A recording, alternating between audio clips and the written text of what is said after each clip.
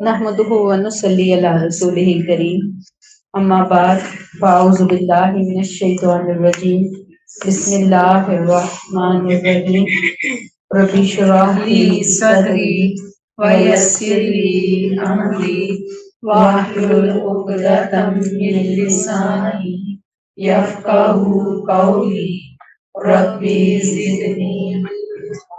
आयत 63 से तफसीर देखेंगे। फाइन तवल्लो, फिर अगर ये लोग मुंह मोड़ लें, किस चीज से? वो जो दावत मुबाहिला का चैलेंज दिया गया था, पिछली दफा हमने पढ़ा था तफसीर से, तो ये अगर उस चैलेंज से मुंह मोड़ लें, फ़इन्नल्लाह अलीमुम बिल मुफ़सिदीन, तो बहरहाल अल्लाह मुफसिदों को खूब जानता है। ये मुबाहिला किसके साथ होने जा रहा था? वफ़्दे नजरान के साथ। ये कौन थे? ईसाइयों का एक ग्रुप आया था जिसमें इनके पादरी, इनके उलमा लोग, इस टाइप के बड़े बड़े लोग आए थे। तो इस मुबाहिला, इस इख्तिलाफ का फैसला करने की आखिरी सूरत थी। अगर वो इस पे राजी नहीं हो रहे तो इसका मायने ये हुआ कि वो हक की पैरवी ही नहीं करना चाहते, बल्कि हक की मुखालफत करके जमीन में फसाद पैदा करना चाहते हैं। इसलिए कि शिर्क तमाम फसाद की जड़ है, माँ है। इसीलिए अल्लाह ने फरमाया कि अल्लाह वल्लाहु फ़इन्नल्लाह अलीमुम बिल मुफ़सिदीन, अल्लाह मुफसिदों को खूब जानता है। जब जानता है तो फिर वो उनके लिए अजाब का फैसला भी खुद कर देगा। आयत नंबर 64, कुल या अहलल किताबी, कह दीजिए नबी इन अहले किताब से, तालो इला कलिमतिन, आओ एक ऐसी बात की तरफ, सवाइन बैनना व बैनकुम, जो हमारे और तुम्हारे दरमियान यकसा है, यानी एक जैसी है वो बात, आओ उस बात की तरफ। पिछली आयत से हजरत ईसा की जाते वाला का मौजू फिलहाल यहाँ खत्म किया जा रहा है। आयत 64 से तौहीद की दावत फिर एक नए और खूबसूरत अंदाज से पेश की जा रही है। क्या कहकर? कुल या अहलल किताबी, अहले किताब मुराद यहूद और नसारा। यहाँ दोनों को खिताब है, दोनों को बुलाया गया। किसकी तरफ? तालो इला कलिमतिन सवाइम बैनना व बैनकुम, आओ एक ऐसी बात की तरफ जो हमारे और तुम्हारे दरमियान यकसा है। अहले किताब आओ, इख्तिलाफ की बातें छोड़ो, चलो और किसी मुश्तरका एजेंडे या पॉइंट पर इकट्ठे नहीं होते, उस एक पॉइंट पर तो इकट्ठे हो जाओ जिसकी गवाही हम सब के दिल देते हैं, और वो तुम्हारे और हमारे दरमियान वो बात बिल्कुल एक जैसी है। वो एक बात कौन सी है? कलिमातिन सवाइन, एक ऐसी मुश्तरका बात जो सबको जोड़ देगी, और वो अल्लाह की वहदानियत, उसकी बंदगी की बात है। कुरान ने बहस और मुकालमे के लिए एक खूबसूरत असूल दिया, इख्तिलाफात से बात शुरू ना करो, बल्कि इस नुक्ते से बात को आगे बढ़ाओ जो सब मानते हैं। अब चूंकि अहले किताब आसमानी सहीफों की वजह से तौहीद की तालीम से बहुत अच्छी तरह वाकिफ थे, यानी उनके लिए चीज अजनबी नहीं थी, खुद भी वो तौहीद का अलंबरदार खुद को मानते थे, चैंपियन बल्कि मानते थे, और वो समझते थे कि हमारे दीन में शिर्क की कोई गुंजाइश नहीं थी। तो वो कहते हैं कि अगर हमने कोई ये शिर्क टाइप कोई चीज की भी है, कोई एक्टिविटी, तो असल में ये हमारे नबियों और हमारी किताबों के खिलाफ नहीं थी, हमने उसकी रोशनी में ही अगर कुछ किया तो किया। ये दरअसल बिद्दत का खुद साख्ता रास्ता था, अल्लाह ने असल दीन की ऐसे तालीम नहीं दी थी। लिहाजा इसी नुक्ता आगाज को फोकस करवाया जा रहा है कि जो तुमने इसके अंदर गलत अकीदे शामिल किए हैं वो तुम्हारी अपनी इख्तरा है, तुम्हारे नबियों ने तुम्हारी किताबों में और ना अल्लाह ने कहीं इसका हुक्म दिया। कि जो तुमने झूठ घड़ रखा है ये तुमने खुद घड़ रखा है, इस झूठ को बीच में से निकाल दो और आ जाओ कलिमतिन सवाइन बैनना व बैनकुम, उस एक कलमे की तरफ जिसकी गवाही तुम भी देते हो, तुम्हारा ज़मीर देता है, तुम्हारा दिल देता है, हमारा दिल हमारा ज़मीर देता है। अब मजीद उसी कलमाए सवा इनको मजीद खोला जा रहा है। वो क्या है? अल्लाह नाबुदा इल्लल्लाह, हम सब अल्लाह की बंदगी पर, एक अल्लाह की बंदगी पर इकट्ठे और मुत्तफिक हो जाएं। सबसे बड़ा सच दुनिया का, कायनात का, सबसे बड़ी आज़ादी, तमाम अंबिया का दावत का मुश्तरका नुक्ता, मुश्तरका हकीकत क्या है? तौहीद। اب اگر تم توحید کو نہیں مانتے تو صرف تم قرآن کو نہیں جھٹلا رہے، نبی کو نہیں جھٹلا رہے، بلکہ تم اپنے انبیاء، اپنے صحیفوں، تمام انبیاء کا جو قافلہ آتا رہا، تمام کتابیں آتی رہی، تم سب کو جھٹلا رہے ہو۔ اور نقطہ یہی ہے، اللہ نعبد الا اللہ، اللہ کے علاوہ ہم کسی کی عبادت نہیں کریں گے، یہ ایک نقطہ۔ اور کیا ہے؟ ولا نشرک بہ شیئا، اور نہ اس کے ساتھ کسی چیز کو شریک ٹھہرائیں گے۔ یاد رکھیے، توحید صرف ایک اللہ کو مان لینے کا نام ہی نہیں، صرف یہی نہیں ہے، بلکہ اللہ کے ساتھ کسی کو شریک نہ ماننے کا نام بھی توحید ہے۔ یعنی توحید کا ذکر مکمل نہیں ہوتا، توحید کا ایجنڈا پورا نہیں ہوتا جب تک کہ توحید کے ساتھ شرک کی نفی نہ کی جائے۔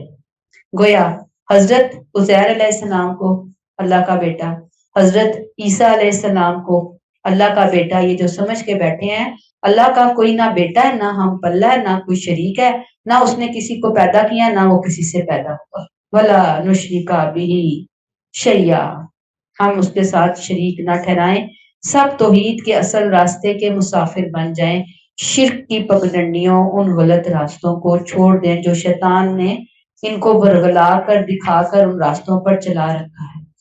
پھر فرمایا وَلَا يَتَّخِذَ بَعْضُنَا بَعْضًا أَرْبَابًا مِّن دُونِ اللَّهِ، نہ ہم میں سے کوئی اللہ کے سوا کسی اور کو اپنا پروردگار ٹھہرائے۔ کیا بنائے؟ ارباب۔ یہاں لفظ ارباب بہت زبردست ہے، اصل میں سورہ توبہ میں ہم جا کر یہ مضمون پڑھیں گے کہ انہوں نے اپنے عالموں اور اپنے درویشوں کو اللہ کو چھوڑ کر اپنا رب بنا رکھا تھا۔ یعنی رب کن کو انہوں نے بنایا تھا؟ عالموں اور درویشوں کو۔ حدیث ہے، آپ صلی اللہ علیہ وسلم نے ایک موقع پر حضرت عدی کو یہ والا آیت کا جب یہ آیت سنائی اور یہ حصہ پڑھا، وَلَا يَتَّخِذَ بَعْضُنَا بَعْضًا أَرْبَابًا مِّن دُونِ اللَّهِ، تو انہوں نے کہا کہ آپ صلی اللہ علیہ وسلم نے کہا کہ وہ لوگ ان کی عبادت نہ کرتے تھے، لیکن جب وہ لوگ کسی چیز کو حلال کہہ دیتے تو وہ لوگ اسے حلال جان لیتے، اور جب وہ لوگ ان کے لیے کسی چیز کو حرام ٹھہرا دیتے تو وہ لوگ ان کو حرام ٹھہرا دیتے تھے۔ یعنی رب بنانا یہ تھا کہ انہوں نے ان کو حلال اور اختیار کا مالک انہوں نے بنا دیا تھا اللہ کے علاوہ۔ سورہ نحل میں پھر ہم پڑھیں گے، وہ اپنی زبانوں سے جھوٹ بنا کر نہ کہو کہ یہ حلال ہے اور یہ حرام ہے تاکہ اللہ پر بہتان باندھو، بے شک جو اللہ پر بہتان باندھتے ہیں ان کا بھلا نہ ہوگا۔ یہ سورہ نحل ہے 116، اور اوپر سورہ توبہ تھی 31۔ گویا نہ کسی نبی کو یہ اختیار ہے، نہ کسی عالم کو یہ اختیار ہے، نہ کسی درویش کو، ولی کو یہ اختیار ہے کیا کہ وہ حلال یا حرام کا خود سے فیصلہ کرے۔ یہ اختیار صرف کس کے پاس ہے؟ اللہ کے پاس ہے۔ کسی اور کو یہ اختیار دینا اس کو ارباب بنانا ہے۔ نبی جو بتاتے ہیں وہ اپنی طرف سے نہیں ہوتا، بلکہ اللہ کے اشارے سے وحی کی روشنی میں بتاتے ہیں۔ لہٰذا اس آیت کے حصے کو سم اپ کرتے ہوئے اے اہل کتاب سے کیا کہا جا رہا ہے، ہم اسے سم اپ کرتے ہیں۔ آؤ ہم اپنے عقائد جائزہ لیں، جو باتیں محض بدعات اور متشابہات کی پیروی میں گھڑ لی گئی ہیں، عقیدہ بنا لی گئی ہیں، انہیں چھوڑ کر توحید خالص کو اختیار کرے جس کی تعلیم تمام انبیاء کرام نے دی۔ تو کیا سمجھ آیا کہ رب بنانے کا، کسی کو رب بنانے کا یہ مطلب نہیں ہوتا کہ اس کو سجدہ کرنا شروع کر دیں، ان کو خالق مالک ماننا شروع کر دیں، بلکہ اصل شرک یہ ہے کہ اللہ کی شریعت کو چھوڑ کر کسی انسان کے کہے میں آ کر چیزوں کو حلال یا حرام بنانا، یہ ارباب بنا لینا ہے۔ اب ہمارے لیے بھی اس آیت میں بہت اہم سبق ہے، ہمارے لیے یہ آیت آئینہ ہے کہ جب ہم اللہ کی بات کو چھوڑ کر اپنی خواہشات کو، کسی عالم کو، کسی ٹیچر کو، کسی پیر فقیر کو، اس کی باتوں کو قرآن و سنت کی روشنی میں دیکھے بغیر، یعنی اللہ نے نہ اللہ کے رسول نے کہیں وہ بات کہی ہی نہیں، لیکن چونکہ ہمارے اسکالرز نے وہ بات پھیلا دی، چونکہ وہ ہمارے خاندانوں کے اندر ایک رسم و رواج بن کر بہت گہری جڑیں پکڑ چکی ہیں، کئی سو سال سے ان کے اوپر عمل ہوتا چلا آ رہا ہے، ان روایات کے اوپر، ان رسم و رواج کے اوپر جو نہ قرآن میں ہے نہ سنت میں ہے، تو آپ دیکھیں کہ یہ آنکھیں بند کر کے ماننا ان کو اپنا رب بنانا ہے۔ تو ہمیں بات یہی ہے کہ قرآن کو خود اپنی آنکھوں اور اپنے کانوں سے پڑھیں، سمجھیں۔ ہمارا علم سنا سنایا علم، سنے سنائے دین سے باہر نکل کر آئے، ہم دیکھیں کہ ہم نے پڑھا ہے پورا قرآن، ہمیں قرآن میں یہ بات کہیں نظر نہیں آئی، ہمیں نبی کریم صلی اللہ علیہ وسلم کی کوئی مستند حدیث اس کے اندر نہیں ملی۔ تو جب آپ یہ دو چیزیں خاموش ہیں تو تیسری پھر دنیا کی بڑے سے بڑی خوبصورت سے خوبصورت چیزیں ہمارے سامنے آ جائیں اور پوری دنیا اس کے اوپر عمل کر رہی ہو اور اس کو گلیمرائز کر کے اس کو شو کر رہی ہو اور دنیا میں بس اسی کا ہی ڈنکا بج رہا ہو، تو ہم ہر چیز کو کس میں دیکھیں گے؟ کس کی روشنی میں؟ قرآن اور سنت کی روشنی میں دیکھیں گے۔ اور اگر ہم دیکھنے نہیں چاہتے یا ہم جاننا نہیں چاہتے یا کسی کی توجہ دلانے سے بھی ہم نہیں سننے کے لیے تیار، تو اس کا مطلب یہ ہے کہ ہم نے ان چیزوں کو ارباب بنا لیا، ان باتوں کو ارباب بنا لیا کہ حلال اور حرام یہ تو صرف اللہ نے بتایا ہے۔ کوئی انسان، کوئی بزرگ، کوئی خاندان کا بڑا، کوئی والد، کوئی والدہ، کسی کو یہ رائٹ اللہ نے نہیں دیا کہ وہ خود سے کسی چیز کو حلال اور حرام کی کیٹیگری کے اندر جا کر رکھے۔ تو بات یہاں پر یہی آتی ہے کہ ہم دین کو سمجھیں، اللہ سے دعائیں کریں کہ اللہ تعالیٰ ہمیں سیدھے راستے پر آپ اہدنا الصراط المستقیم، پھر وہی ربنا لا تزغ قلوبنا بعد اذ ہدیتنا، یہ دعائیں بہت بہت ضروری ہے، یہ میں آپ کو بتا دوں۔ کوئی بھی انسان کسی بھی ٹائم کسی بھی نیک لبادے میں آ کر، بہت دوستانہ گیٹ اپ کے اندر آ کے، بہت خیر خواہ والے گیٹ اپ کے اندر آ کر پتہ نہیں انسان کو کہاں سے کہاں اٹھا کے لے جائے کہ مارے، کس وادی میں لے جا کے مارے۔ لہٰذا ہر ایک کا اپنے رب سے رابطہ، تعلق، کنیکشن بالکل درست ہونا چاہیے۔ کسی پر اس معاملے میں ایک ذرہ برابر بھروسہ نہیں، کیونکہ سوال ہے ہمارے ایمان کا۔ اور لوگ تو بڑے بڑے، میں نے آپ کو بتایا شیطان تو ایسے ایسے چکمے دیتا ہے، ایسی ایسی دل فریب باتیں ہمیں کرواتا ہے، ہمارے کانوں میں ڈالتا ہے کہ انسان تو گیا، اور پھر گیا تو وہ غرق ہوا، تباہ ہوا، خاص طور پر شرک کے معاملے کے اندر۔ یہ لوگ، یہ جو ارباب ہے نا، یہ انسان کو ڈبو دیتے ہیں۔ تو ارباب کی پہچان ہمیں ہونی چاہیے، کیا چیزیں میرے لیے ارباب کی حیثیت اختیار کر رہی ہیں اور مجھے ان سے بچنا ہے۔ اللہ ہمیں بچائے۔ فرمایا فَإِن تَوَلَّوْا فَقُولُوا اشْهَدُوا بِأَنَّا مُسْلِمُونَ، لیکن اگر اہل کتاب اس سے منہ موڑ لیں تو تم کہہ دو کہ گواہ رہو کہ ہم تو بہرحال مسلم ہیں۔ یعنی یہ اہل کتاب توحید کی اس مشترکہ دعوت کو قبول کرنے کے لیے اگر تیار نہیں تو آپ انہیں صاف صاف پہنچا دیجئے کہ تم گواہ رہو ہم تو مسلم ہیں۔ یہ گواہ رہو کے الفاظ بطور اظہار برات ہے کہ میرا تم سے کوئی تعلق واسطہ نہیں، اللہ کا تم سے کوئی تعلق واسطہ نہیں ہے، سن لو اور اس بات کے گواہ رہو۔ ہم تمہیں پوری وضاحت کے ساتھ یہ بات بتا رہے ہیں کہ کیا؟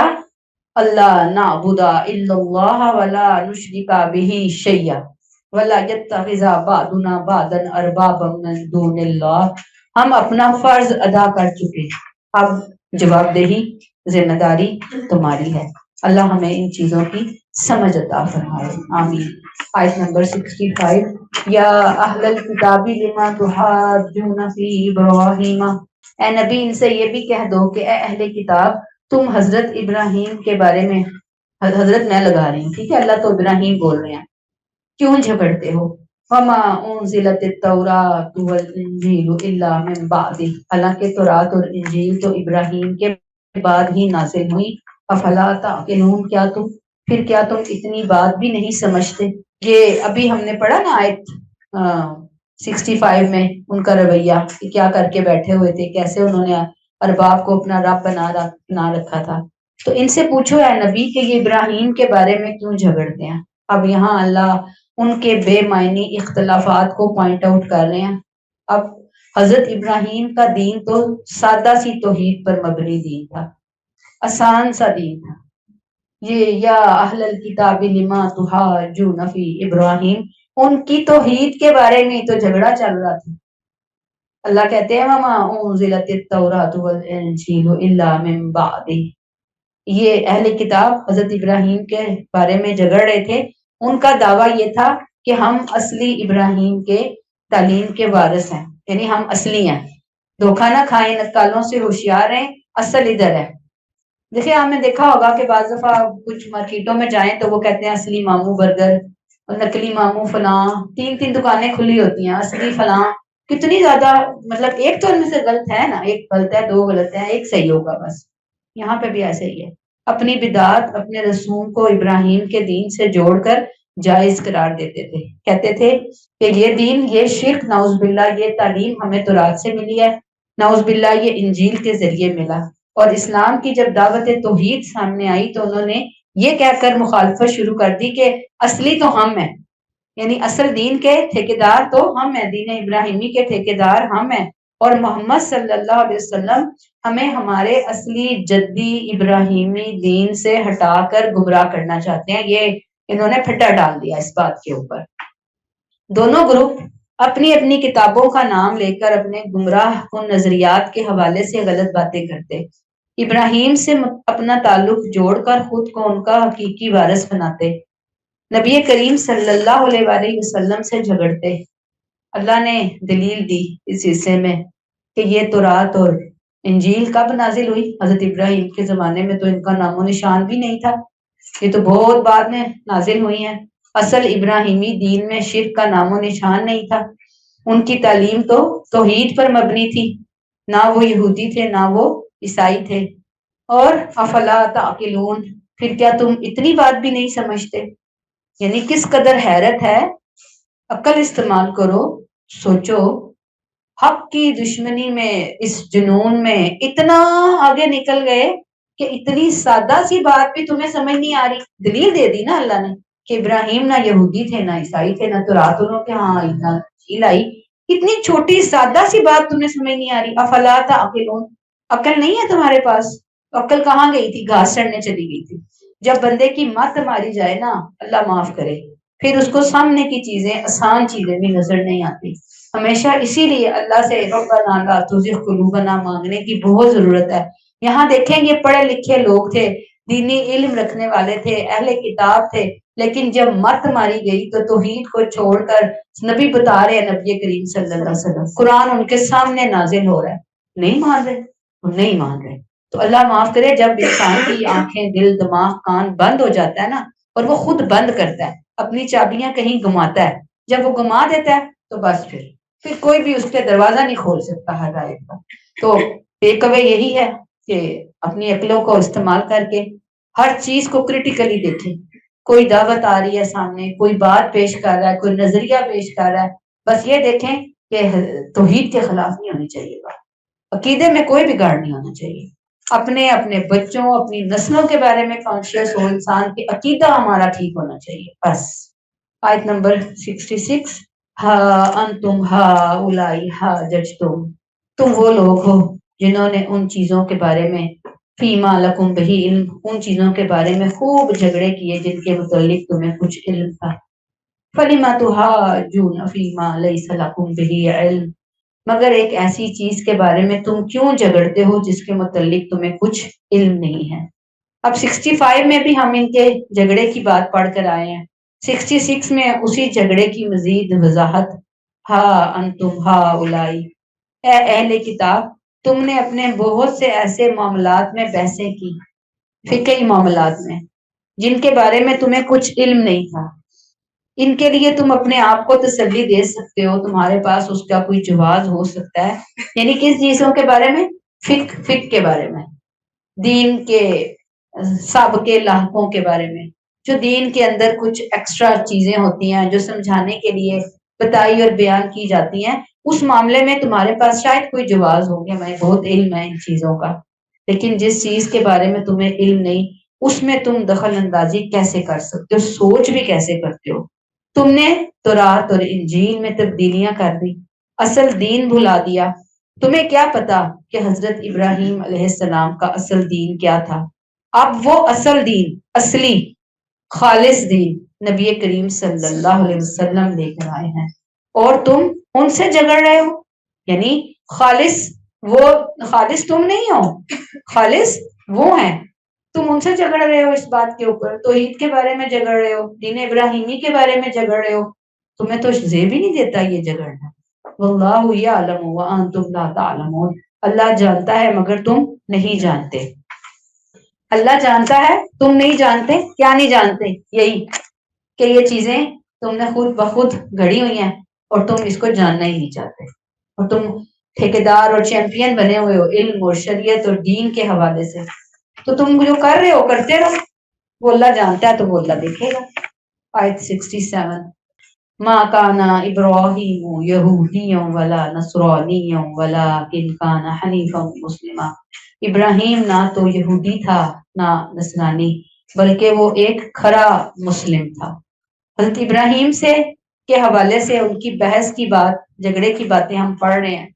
اب 67 میں حضرت ابراہیم کا مقام، ان کی حیثیت بیان کر رہے ہیں اللہ تعالیٰ، کیا فرما کر کہ اللہ فرماتے ہیں ابراہیم کا دین کیا تھا۔ آؤ میں تمہیں بتاؤں کہ ابراہیم نہ یہودی تھا نہ عیسائی۔ ما کان ابراہیم یہودیا ولا نصرانیا، پیچھے پڑا کہ تورات اور انجیل ان کے بعد اتری، اب آیا کہ نہ وہ یہودی تھا نہ وہ نصرانی تھا، بلکہ وہ کون تھے؟ وَلَٰكِن كَانَ حَنِيفًا مُسْلِمًا، بلکہ وہ ایک کھرا پکا سچا مسلم تھا، توحید پرست تھا، اپنے پروردگار کا فرما بردار تھا، پوری یکسوئی کے ساتھ توحید کے راستے پر گامزن تھا، اس سے ہٹ کر کبھی اور کوئی راستہ اختیار نہ کرنے والا تھا۔ گویا یہودیت اور نصرانیت توحید سے ہٹی ہوئی راہیں ہیں جو ہدایت کی بجائے گمراہی کی طرف لے جاتی ہیں۔ فرمایا حضرت ابراہیم کی شان اور ان کے مقام کے بارے میں، وَمَا كَانَ مِنَ الْمُشْرِكِينَ، اور وہ ہرگز مشرکوں میں سے نہ تھا۔ جس طرح یہود و نصارہ حضرت ابراہیم کے نام کو اپنے گمراہیوں کی تائید میں پیش کیا کرتے تھے، بلکہ اس سے بھی زیادہ زور و شور سے قریش کے مشرکین، ان کا دعویٰ یہ تھا کہ جس دین پر صحیح وراثت میں ملا ہے، تو اللہ نے یہاں آغاز کیا نہیں کیا نا، اللہ نے تو جگہ جگہ ان کی شان بیان کی، ان کی برات بیان کی۔ اللہ نے کہا وَلَٰكِن كَانَ حَنِيفًا مُسْلِمًا وَمَا كَانَ مِنَ الْمُشْرِكِينَ، اللہ کا کوئی نیک بندہ، کوئی صحیح ولی، کوئی صحیح انسان کبھی مشرک ہو ہی نہیں سکتا، وہ اللہ والا ہوگا۔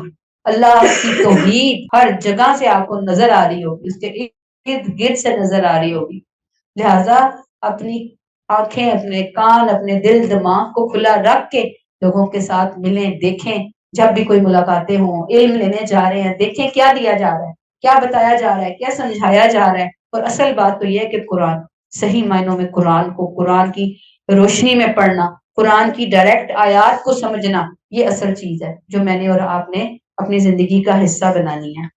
آیت نمبر 68 اِنَّا أَوْلَى النَّاسِ بِإِبْرَاهِيمَ لَلَّذِينَ اتَّبَعُوهُ، ابراہیم کے ساتھ نسبت اور تعلق کے سب سے زیادہ حقدار تو وہ ہیں جنہوں نے اس کی پیروی کی۔ وَهَٰذَا النَّبِيُّ وَالَّذِينَ آمَنُوا، اور اب یہ نبی اور اس کے ماننے والے اس نسبت کے اصل حقدار ہیں۔ وَاللَّهُ وَلِيُّ الْمُؤْمِنِينَ، اور اللہ تو انہی اہل ایمان کا ساتھی ہے۔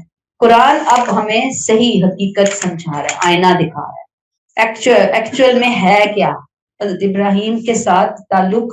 یہ کہتے ہیں نا ہمارا تعلق ہے، یہودی کہتے ہیں کہ ہمارا تعلق ہے، عیسائی کہتے ہیں ہمارا تعلق ہے، اللہ کہتے ہیں کہ ابراہیم کے ساتھ تعلق کا حق صرف وہی رکھتے ہیں، کون؟ للذین اتبعوہ، جنہوں نے ان کی پیروی کی، جو ان کی راہ پر چلے۔ پیچھے ہم نے پڑھا نا کہ وہ کون ہے؟ وَلَٰكِن كَانَ حَنِيفًا مُسْلِمًا وَمَا كَانَ مِنَ الْمُشْرِكِينَ، ان کے عقیدے کو اپنانے والے، توحید کو اپنانے والے، توحید پر ڈٹ جانے والے۔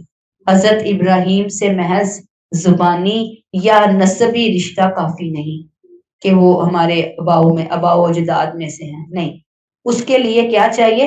اتبعوہ، ان کی پیروی چاہیے۔ یہ بڑی امپورٹنٹ بات ہے، اتباع چاہیے ان کا، ان کی اطاعت کی نسبت چاہیے۔ اس اعتبار سے حضرت ابراہیم کے سب سے قریبی اور اصل تعلق رکھنے والے، اصل وارثین، صحیح معنوں میں خالص پیروکار، ھذا النبی والذین آمنوا، یہ نبی صلی اللہ علیہ وسلم اور مسلمان صحابہ کرام ہیں اور مومن ہیں جو ان پر ایمان لائے۔ یہ قربت نہ یہود کو حاصل ہے، نہ نصارہ کو حاصل ہے، نہ مشرکین کو حاصل ہے۔ کیوں؟ اس لیے کہ انہوں نے تو دین ابراہیمی کا بالکل نقشہ ہی تبدیل کر کے رکھا، توحید سے اٹھا کر اس کو شرک میں بالکل مست کر دیا دین ابراہیمی کو، اور اس کی اصل روح کو بھلا ڈالا۔ اب نبی آئے ہیں، نبی لے کر آئے ہیں سامنے تعلیمات کہ بھئی نہ تو وہ یہودی تھے، نہ عیسائی تھے، نہ تورات ملی، نہ انجیل ملی، اور تو توحید کے پرستار تھے، توحید کے اوپر چلنے والے انسان تھے۔ اب جو ان کی پیروی کرے گا، جو جہاں جہاں پیروی کرے گا، اصل میں اس کی نسبت ہے حضرت ابراہیم علیہ السلام سے۔ ان نام نہاد لوگوں کی نہیں ہے۔ اللہ فرماتے ہیں واللہ ولی المؤمنین، اور اللہ تو ان اہل ایمان کا ساتھی ہے۔ ولی، دوست، مددگار، ساتھی، ایمان والوں کا اصل سہارا اللہ ہے۔ یہ بات اہل ایمان کے لیے بہت بڑی خوشخبری ہے۔ اگر تم سچے بن جاؤ تو گھبراؤ نہیں، اللہ تمہارے ساتھ ہے، تمہاری مدد فرمائے گا، اور ان کو اور جو صحابہ ہیں مخالفوں پر غلبہ عطا فرمائے گا۔ یہ اللہ کا وعدہ ہے اتباع کرنے والوں کے لیے۔ اور یہ اتباع کی آیات اگر آپ کو یاد ہو نبی کریم صلی اللہ علیہ وسلم کے بارے میں، قل ان کنتم تحبون اللہ فاتبعونی، اتباع کے بغیر محبتوں کے دعوے، عقیدتوں کے دعوے، نسبتوں کے دعوے، یہ ایک خام خیالی ہو سکتی ہے، اصل چیز نہیں ہے۔ اصل کیا چاہیے؟ اتباع چاہیے۔ ہر نبی اور رسول کے فالوورز کے لیے یہی حکم اور اعلان تھا، آج ہمارے لیے بھی یہی حکم اور اعلان ہے۔ تو اس میں ہمارے لیے لیسن کیا ہے کہ اللہ کا دوست ہونا صرف دنیاوی مدد نہیں ہے، بلکہ دین میں انسان کو ثابت قدمی ملتی ہے جب وہ ولی بن جاتا ہے، دلوں کو سکون دے دیتا ہے۔ کب؟ جب وہ ولی بن جاتا ہے۔ اس نے کہا نا واللہ ولی المؤمنین، مشکلات میں راستے نکال دیتا ہے۔ کب؟ جب وہ ولی بن جاتا ہے۔ آخرت میں جنت کی طرف رہنمائی کرے گا جب وہ ولی بن جائے گا، دنیا میں بھی ہاتھ پکڑ لے گا، گناہوں سے بچا کر نیکیوں کے راستے کی طرف گائیڈ کر دے گا، دل میں روشنی پیدا کر دے گا جب وہ ولی بن جائے گا۔ اور اس نے کہا میں ولی بنتا ہوں، لیکن کن کا؟ ماننے والوں کا، سرنڈر کرنے والوں کا، اتباع کرنے والوں کا، جو اٹھ کر اپنے لیے دروازہ کھولتے ہیں، وہ نہیں جو بیٹھ کر بس جھوم رہے ہیں، جھام رہے ہیں عشق نبی میں، باتیں کر رہے ہیں، زمین آسمان کے کلابے ملا رہے ہیں۔ نماز کو دیکھیں، نماز نہیں ہے، قرآن سے تعلق کو دیکھیں، قرآن سے تعلق نہیں ہے، اچھے اخلاق کو دیکھیں، اچھا اخلاق نہیں ہے۔ ایک ایک چیز کو دیکھتے جائیں، ہم صرف یہ نبی سے نسبت ہے، نسبت تو پھر دیکھیں نا، نسبت بس اللہ تعالیٰ اس نسبت کو قبول کر لے، لیکن قرآن اس نسبت کے کنسپٹ سے خالی ہے جو نسبتیں آج ہم پاکستانی اہل مسلمان اللہ اور اس کے رسول کے بارے میں اختیار کر کے بیٹھے ہیں۔ اللہ تعالیٰ ہمیں توفیق دے۔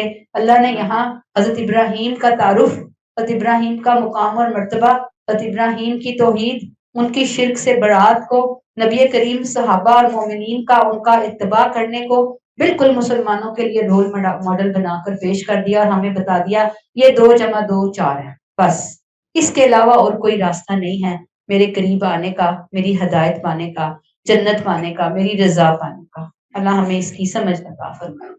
آیت نمبر 69، وَدَّتْ طَائِفَةٌ مِّنْ أَهْلِ الْكِتَابِ لَوْ يُضِلُّونَكُمْ، اے ایمان والو، اہل کتاب کا ایک گروہ یہ آرزو رکھتا ہے کہ کاش تمہیں کسی طرح صحیح راہ سے ہٹا دے۔ یہ اہل کتاب کے مختلف گروہوں کا تجزیہ کیا جا رہا ہے۔ حضور صلی اللہ علیہ وسلم کے دور کے اہل کتاب اسلام کے خلاف اس طرح سازشیں کر رہے تھے، اللہ وہ بتا رہے ہیں۔ اہل کتاب کے ایک گروہ کا رویہ، اصل میں مسلمانوں کے نام یہ آیت ایک تنبیہ ہے، وارننگ ہے۔ اللہ فرماتے ہیں کہ یہود و نصارہ اچھی طرح جانتے ہیں کہ حضرت ابراہیم کا جو ان کا موجودہ جو انہوں نے نبی کے زمانے میں باطل مذہبی نظام گھڑ رکھا ہے، یہودیت یا نصرانیت، حضرت ابراہیم کا ایکچولی ان بدعات سے کوئی واسطہ نہیں وجود کا۔ ابراہیم تو خالص توحید کے علم بردار، اللہ کے فرما بردار تھے، اور یہ چیز جانتے ہیں۔ یہ نہیں ہے کہ یہ لازمی ہے یا انجانے میں ہے، انجانے والی غلطیاں تو پھر اللہ معاف کر دیتے ہیں، یہ تو بالکل دن کی روشنی میں انہوں نے ٹھوکریں کھائی ہیں، سورج کی موجودگی میں انہوں نے ٹکریں ماری ہیں جا کر دیواروں کو کہ ہمیں نظر نہیں آ رہا، حالانکہ سب کچھ نظر آ رہا ہے۔ مگر اس کے باوجود یہ اہل کتاب ایک پروپیگنڈا مہم چلا رہے ہیں تاکہ مسلمانوں کو سیدھی راہ سے، توحید کے راہ سے ہٹا سکیں۔ وہ اپنی گمراہی کو ہدایت کے طور پر پیش کرتے ہیں اور یہ ظاہر کرتے ہیں کہ دین ابراہیمی دراصل ہمارے پاس ہے، ادھر آؤ، مسلمانوں کے پاس نہیں جاؤ. تو کیا کہہ رہے ہیں اللہ تعالیٰ؟ وَدَّتْ طَائِفَةٌ مِّنْ أَهْلِ الْكِتَابِ لَوْ يُضِلُّونَكُمْ، ان اہل کتاب کا ایک گروہ اہل ایمان یہ آرزو رکھتا ہے کہ کاش تمہیں کسی طریقے سے صحیح راہ سے ہٹا دے. اور حقیقت بھی یہی ہے کہ اس طرح کیا کرتے ہیں، وَمَا يُضِلُّونَ إِلَّا أَنفُسَهُمْ وَمَا يَشْعُرُونَ، وہ اپنے آپ ہی کو گمراہ کر رہے ہیں مگر نہیں سمجھتے. اللہ نے واضح کر دیا کہ جو شخص دوسروں کو دھوکہ دے کر راہ حق سے ہٹانے کی کوشش کرتا ہے وہ سب سے پہلے خود اپنے آپ کو گمراہ کرتا ہے. لیکن المیہ یہ ہے کہ ان گمراہوں کو اپنی اس بڑی غلطی اور اندھی خواہش کا احساس تک نہیں ہے. اصلاً جو اپنی غلط بات کو سچ بنا کر پیش کرتا ہے وہ دوسروں کو نہیں بلکہ خود کو سب سے زیادہ دھوکہ دیتا ہے. وما يضلون الا انفسهم وما يشعرون، اس طرح وہ اپنے آپ ہی کو گمراہ کر رہے ہیں مگر انہیں سمجھ نہیں ہے. لہذا اہل ایمان کو چاہیے کہ یہود و نصارہ کے اس طرح کے پروپیگنڈوں سے متاثر نہ ہو، کیونکہ سچائی صرف اسلام میں ہے. یہ لوگ خود بھی بہکنا چاہتے ہیں، بہکے ہوئے ہیں، اور دوسروں کو بھی بہکا رہے ہیں. اس کے علاوہ ان کا کوئی اور مقصد نہیں ہے. تو اللہ معاف فرمائے، بہکنے سے بچائے. اسی لیے سورہ فاتحہ میں ہم یہ دعا پڑھتے ہیں، صراط الذین انعمت علیہم غیر المغضوب علیہم ولا الضالین. اللہ مغضوب اور ضالین کے راستے سے، ان کی حرکتوں سے ہمیں محفوظ رکھنا ہے. لیکن اس کے لیے اپنی ایڑی چوٹی کا زور لگانا ہے. ایسے تو نہیں کہ بیٹھے بٹھائے ہم ان کے طریقوں سے، ان کی چیزوں سے دور ہو جائیں گے.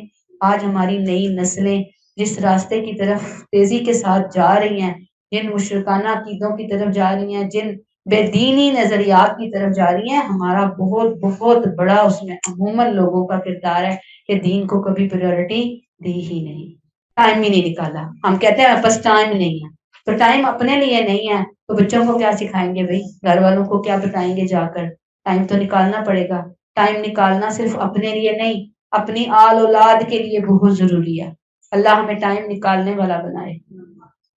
آیت نمبر 70، یا اہل الکتاب لما تکفرون بآیات اللہ وانتم تشہدون، اے اہل کتاب تم کیوں اللہ کی آیات کا انکار کرتے ہو حالانکہ تم خود گواہ ہو.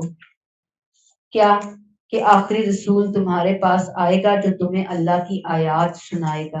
ایک گروہ کا رویہ 69 آیت میں ہم نے پڑھا کہ وہ مسلمانوں کو گمراہ کرنا چاہتے ہیں، لیکن حقیقت میں وہ خود گمراہی میں پڑے ہوئے ہیں. اب آیت 70 میں انہی کا تسلسل، اسی بات کو اللہ نے مزید آگے بڑھایا. اہل کتاب کی اب 2 دفعہ تکرار آ رہی ہے یہاں، آیت 70 میں، آیت 71 میں. یا اہل الکتاب، یا اہل الکتاب، وجہ ان کے اوپر ملامت، حسرت کا اظہار، افسوس کا اظہار. یا اہل الکتاب لما تکفرون بآیات اللہ وانتم تشہدون، آیت الہی کا انکار کیا تھا. لما تکفرون بآیات اللہ، اہل کتاب کیا کر رہے تھے؟ تکفرون بآیات اللہ کر کے نمبر 1 قرآن کی آیات کا انکار کر رہے تھے. نمبر 2 وہ نشانیاں جو نبی کریم صلی اللہ علیہ وسلم کی نبوت کے حق میں اللہ نے نازل کی، ان نشانیوں کو جھٹلا رہے تھے. ان کا جرم تورات اور انجیل میں نبی کریم صلی اللہ علیہ وسلم کی جو صفات تھی اور نشانیاں تھی، کہاں؟ تورات اور انجیل میں. ان نشانیوں کی وجہ سے وہ نبی کریم کو اچھی طرح پہچان چکے تھے. جیسے یہود مدینہ کہا کرتے تھے لوگوں کو کہ نبی آخر الزماں کے آنے پر ہم تمہیں شکست دیں گے. مگر جب وہ نبی تشریف لے آئے تو انہوں نے ان کے بارے میں پڑھا، ان کو دیکھا اور وہ جان گئے کہ یہ وہی ہیں، لیکن انہوں نے ضد اور حسد میں انکار کر دیا. یہ ان کی جرم کی سنگینی. وَأَنْتُمْ تَشْهَدُونَ، حالانکہ تم خود گواہ ہو. تمہاری کتابوں میں حق کی گواہی موجود ہے. تم اپنی کتابوں میں نبی کی صفات دیکھ چکے ہو. تمہارے علماء نے خود اپنی زبان سے یہ مانا کہ یہ نبی آخر الزماں ہے. بات پھر وہی آتی ہے لیسن کے طور پر کہ اگر حق سامنے آ جائے تو ضد اور حسد کی بنا پر اس کا انکار کرنا بہت بڑی گمراہی ہے. اللہ تعالیٰ ہمیں حق ماننے والا بنائے اور ہماری اولادوں کو بھی اتنا سعادت مند بنا دے، اتنا اچھے دل اور دماغ کا مالک بنا دے کہ کوئی چیز سامنے آئے تو وہ لپک کر اس کو لینے والے بنے۔ ایسی فرما برداری ہم سب کو اللہ عطا فرما دے، آمین۔ آیت 71، یا اہل الکتاب لما تلبسون الحق بالباطل وتکتمون الحق وانتم تعلمون۔ اے اہل کتاب، تم کیوں حق کو باطل میں ملاتے ہو اور کیوں حق کو چھپاتے ہو، حالانکہ تم اس حقیقت کو جانتے ہو کہ یہی رسول برحق ہیں۔ اب ہم اہل کتاب کے غلط رویے پڑھتے چلے آ رہے ہیں، یہاں پہ مزید ان کا غلط رویہ، اللہ ان کو خطاب کر کے ان کی بہت بڑی اخلاقی اور علمی بیماری یا جرم کی نشاندہی کر رہے ہیں، یعنی گویا جیسے کسی نے کسی کی نبض پہ ہاتھ رکھ کے بیماری پکڑ لی نا، اللہ ان کو ایسے پن پوائنٹ کر کے بتا رہے ہیں کہ یا اہل الکتاب لما تلبسون الحق بالباطل وتکتمون الحق وانتم تعلمون، وانتم تعلمون کو آپ بس دھیان دیجیے۔